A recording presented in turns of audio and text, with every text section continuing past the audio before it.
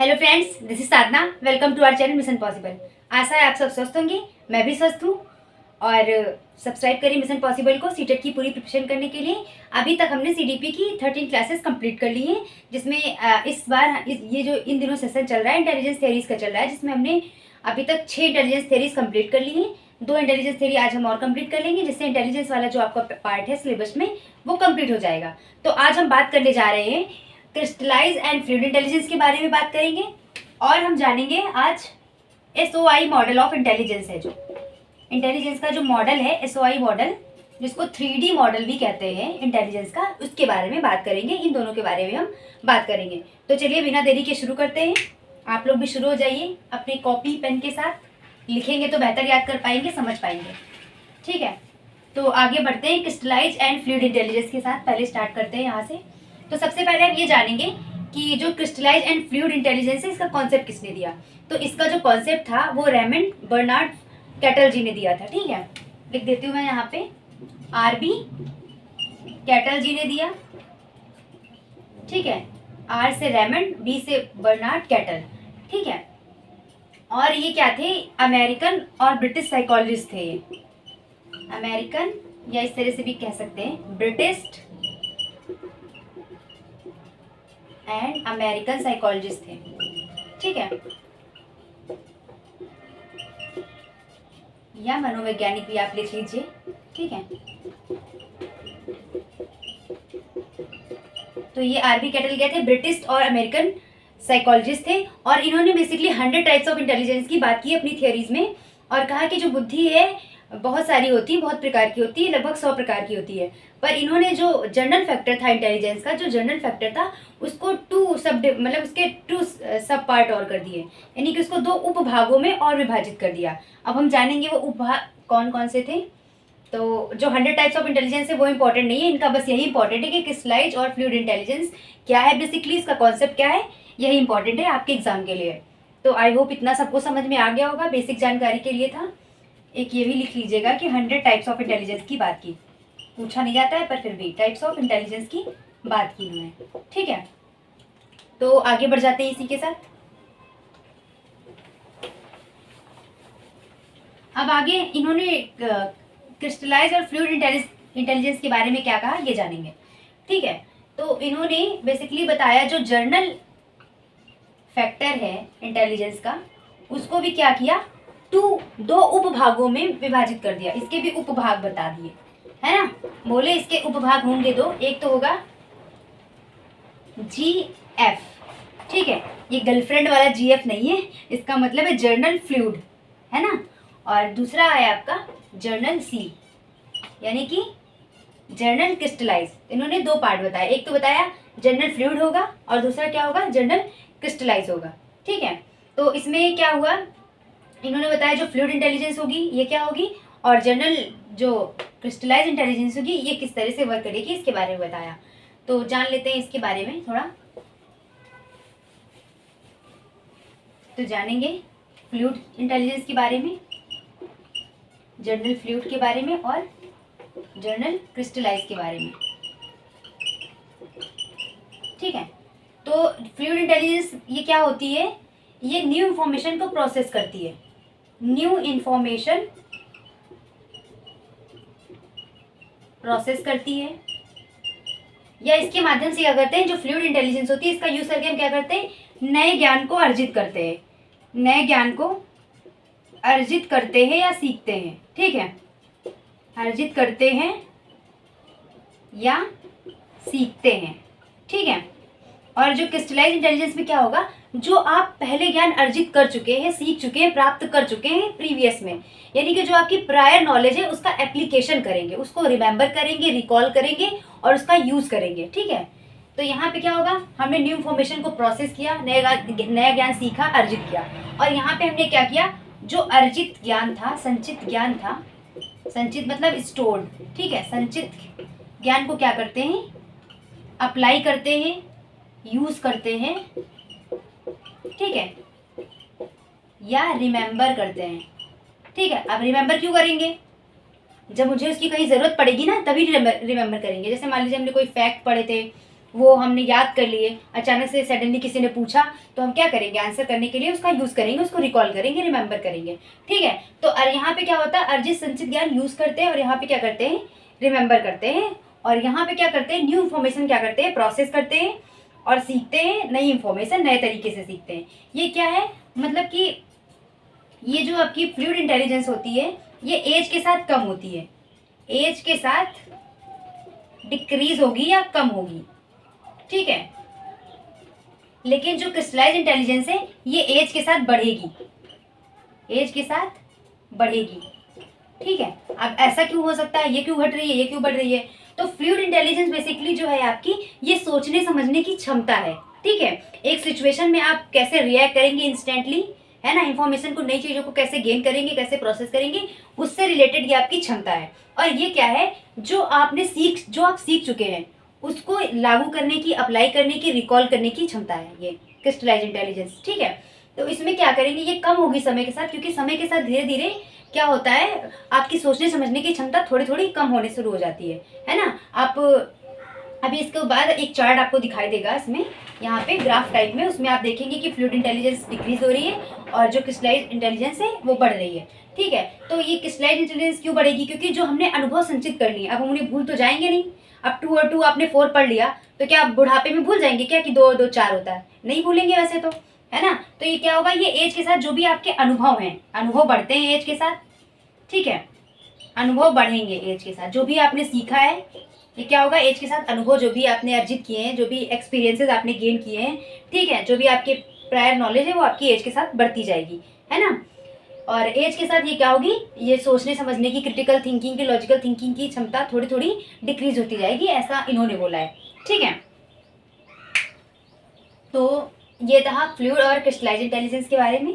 Basically ये क्या करती है, जो न्यू इन्फॉर्मेशन होती है, उनको सॉल्व करने में आपकी हेल्प करती है। ठीक है, और यहाँ पे क्या होगा, जो आपने पिछला याद किया हुआ है, यानी यहाँ पे जो आपने अर्जित किया उसको आपने यहाँ पे यूज़ कर लिया, सिंपल सा है। यहाँ पे आपको बस थोड़ा सा सोचने की ज़रूरत पड़ी और आपका काम हो गया। और यहाँ पे क्या हुआ, आपके पास सडनली कोई न्यू सिचुएशन आई, न्यू समस्या आई, नया प्रश्न आया, उसके बारे में आप सोच रहे हैं।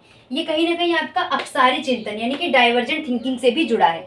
ठीक है, और ये क्या है, ये आपका कह सकते हैं कन्वर्जेंट थिंकिंग से जुड़ा है। आपके माइंड में जो चीज़ें थी आपने फटाफट उनको याद किया और बता दिया।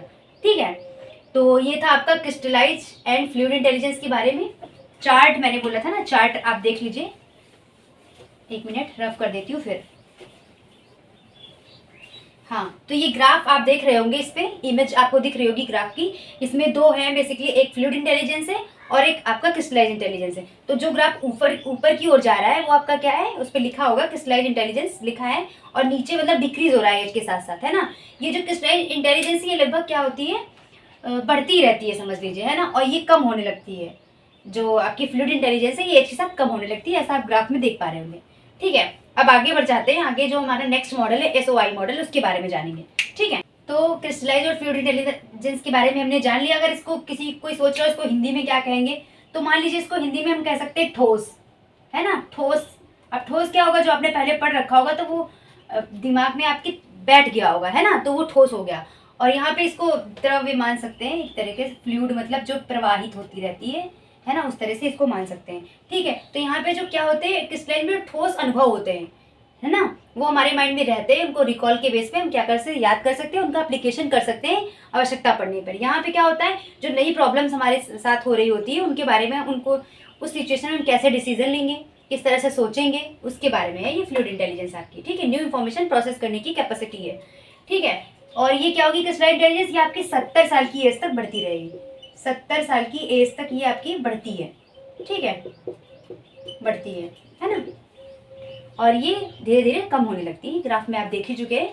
आगे बढ़ जाते हैं SIO मॉडल पे, SOI मॉडल ऑफ इंटेलिजेंस, जिसको कि 3 डायमेंशनल इंटेलिजेंस मॉडल भी कहा जाता है, SOI मॉडल ऑफ इंटेलिजेंस। ठीक है,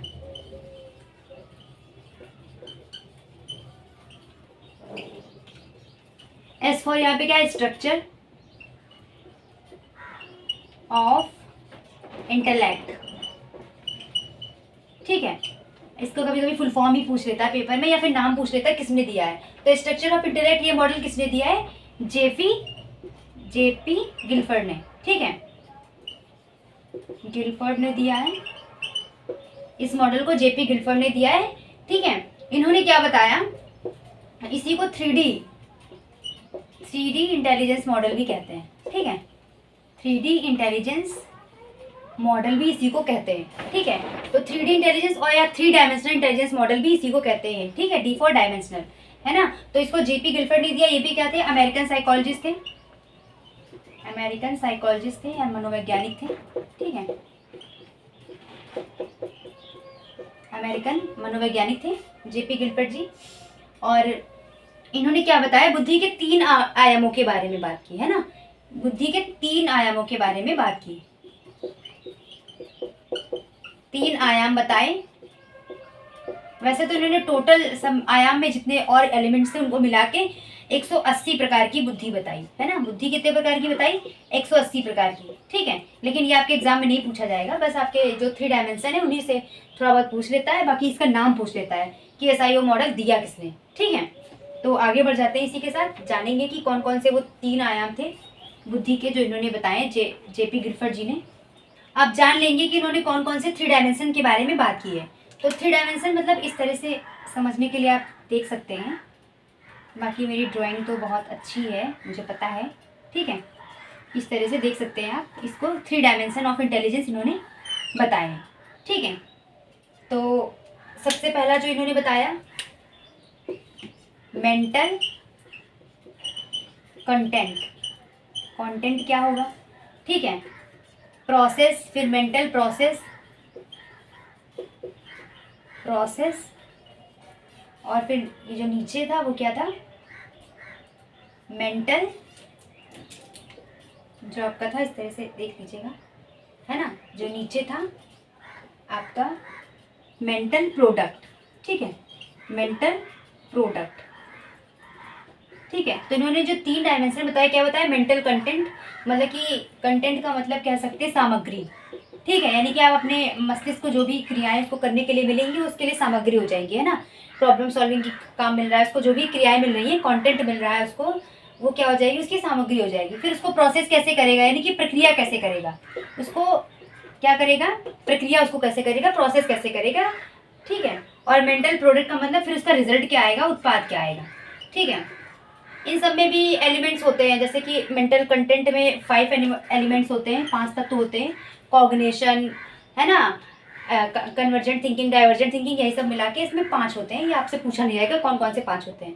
ठीक है, बाकी अभी आप इमेज आपको देखने को मिल जाएगी, आप उसमें देख पाएंगे कि मेंटल कंटेंट में कितने होते हैं, मेंटल प्रोसेस में कितने होते हैं, और मेंटल प्रोडक्ट में कितने होते हैं। तो मेंटल प्रोसेस में कितने होते हैं, 6 होते हैं, और इसमें मेंटल प्रोडक्ट में भी आपके 6 एलिमेंट्स होते हैं। ठीक है, 6 एलिमेंट्स होते हैं, और इसमें भी 6 एलिमेंट्स होते हैं, और इसमें भी 6 एलिमेंट्स होते हैं।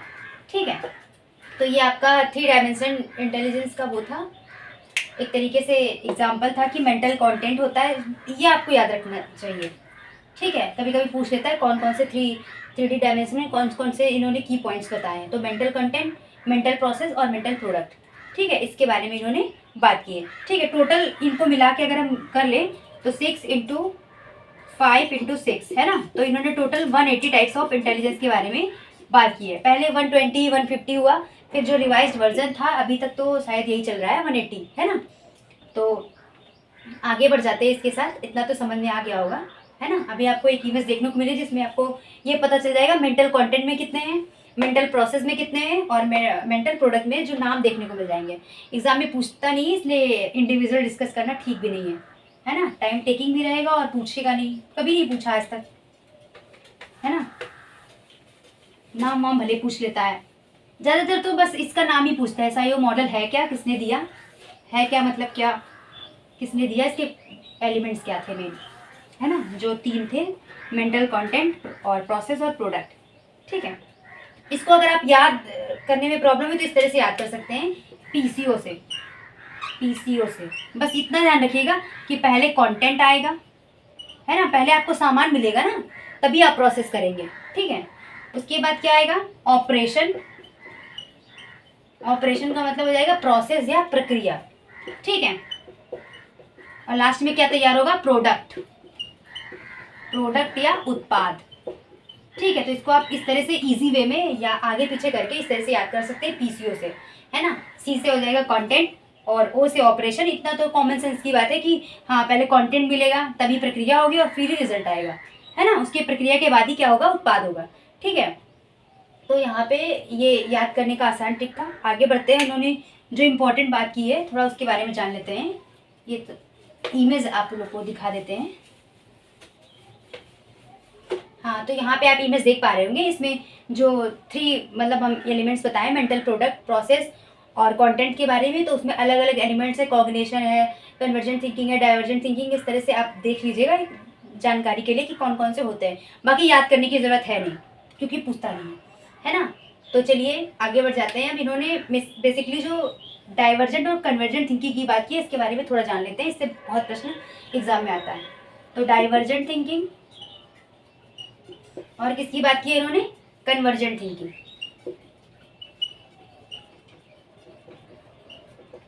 ठीक है, तो डाइवर्जेंट का मतलब यहाँ पे हो जाएगा अपसारी चिंतन, अपसारी सोच या चिंतन, थिंकिंग। ठीक है, इंग्लिश में लिख लीजिए यहाँ पे थिंकिंग।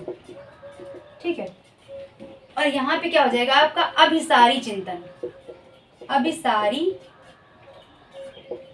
अभिसारी चिंतन या सोच।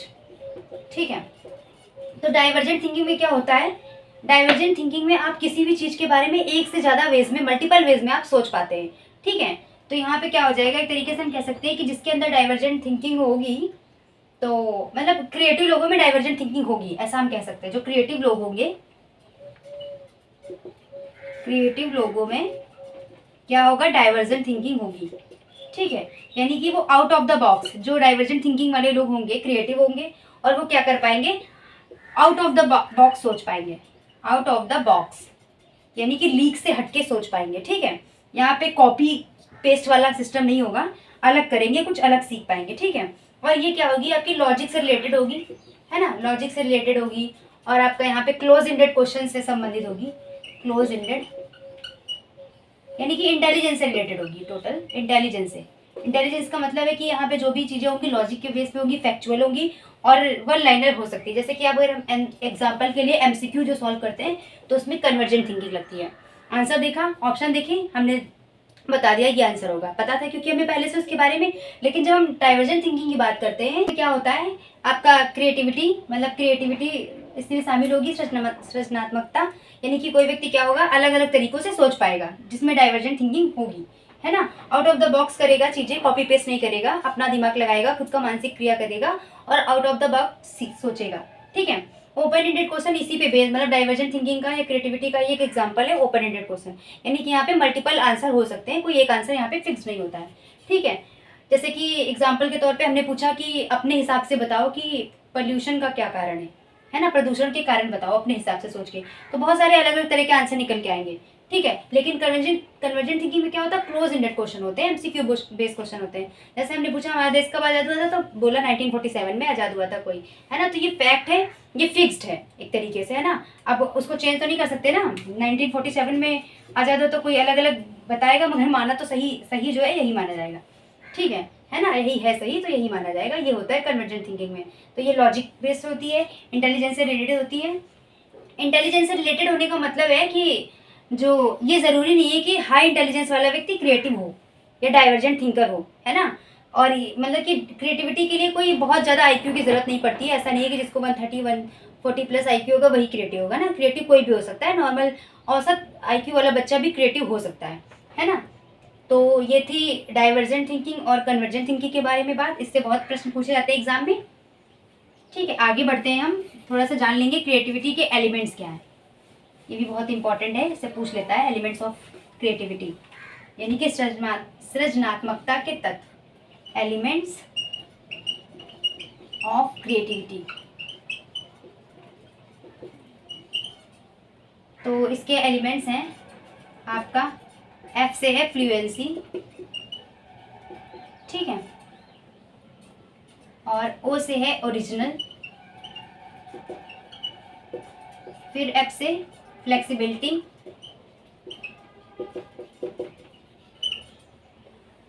फ्लुएंसी, ओरिजिनल, फ्लेक्सिबिलिटी और आपका क्या हो सकता है इसमें, इलेबोरेशन, ठीक है, इलेबोरेशन यानी कि विस्तार, है ना। तो यहाँ पे क्या हो जाएगा, फ्लुएंसी का मतलब धारा प्रवाह, ठीक है, और ओरिजिनल का मतलब मौलिकता। जो भी क्रिएटिव थिंकर होगा उसके विचारों में क्या होगी, मौलिकता होगी। मौलिकता का मतलब जो भी उसका खुद का ओरिजिनल होगा, खुद से वो क्रिएट करने का प्रयास करेगा, कॉपी पेस्ट करने का प्रयास नहीं करेगा, है ना। हिंट वगैरह ले सकते हैं पर टोटल यहाँ पे क्या करेंगे, मानसिक क्रिया करेंगे, मेंटल प्रोसेस करेंगे, ठीक है। तो यहाँ पे फ्लेक्स क्रिएटिविटी का मतलब ही होता है मेंटल प्रोसेस करना, मतलब कि कुछ अलग सोचना, आउट ऑफ द बॉक्स करना, है ना। तो फ्लेक्सिबिलिटी मतलब लचीलापन। यहाँ पे चीजें क्या होंगी, फिक्स नहीं होंगी,